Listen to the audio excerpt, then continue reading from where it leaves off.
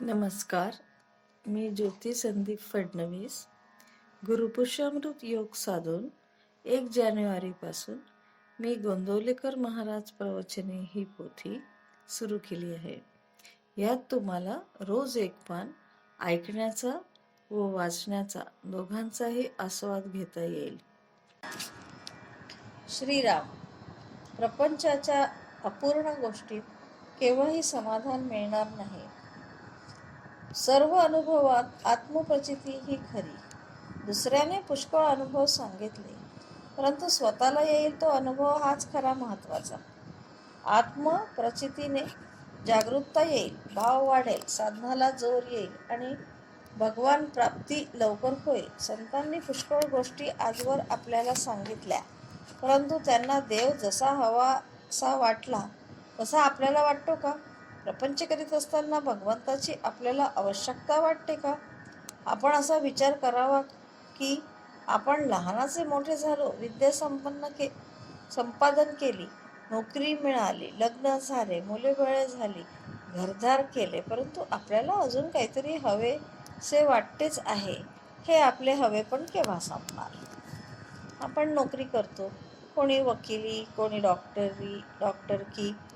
नोकरी करणाऱ्या मालकाला आपल्याशिवाय दुसरा कोणी नोकर मिळणार नाही म्हणून काही नोकरी करत नाही, आणि अशिलाला कोणी दुसरा वकील मिळत नाही म्हणून वकीली करत नाही. म्हणजेच नोकरीवाला काय, डॉक्टर काय, वकील काय, कोणीही आपापले कर्म केवळ त्या कर्मासाठीच करीत नाही, तर त्यातून आपल्याला सुख मिळेल या ईर्षेने तो ते करीत असतो. परंतु आपण पाहतोच की सर्व काही केले, आयुष्यही संपले, तरी काहीतरी करण्याचे राहूनच जाते, त्याला पूर्णता येत नाही. एखादी गोष्ट आपल्याला मिळाली की आता ह्यापुढे काही करायचे उरले नाही असे काही वाटत नाही. आता काही एक नको आहे, तेवढे आहे त्यात समाधान आहे असे कधी वाटते का?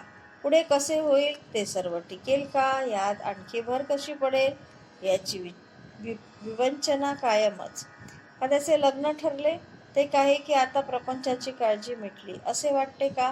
लग्न झाल्यावर समजा 5 वर्षे मूल झाले नाही तरी ह्या काळजी करतो, आणि समजा मुले झाली तरी त्याची काळजी आहे. तेव्हा या प्रपंचाच्या गोष्टी अपूर्ण आहेत. यातून समाधान लाभेल हे कसे शक्य आहे? ह्या गोष्टी एकातून एक निर्माण होणाऱ्या आहेत. ज्या म्हणून सुखाच्या गोष्टी मानल्या त्या सर्व जरी एकत्र केल्या तरी त्यातून समाधान निर्माण होणार नाही. ज्या गोष्टी अपूर्णच आहे त्यातून पूर्ण स्वरूप आलेले समाधान कसे लाभेल? समजा एका वेड्याच्या इस्पितळात 200 वेडे आहेत. जर कोणी म्हणाले की आता आणखी 100 वेडे आले की एक शहाणा त्यातून निर्माण होईल, तर हे कधी शक्य आहे का?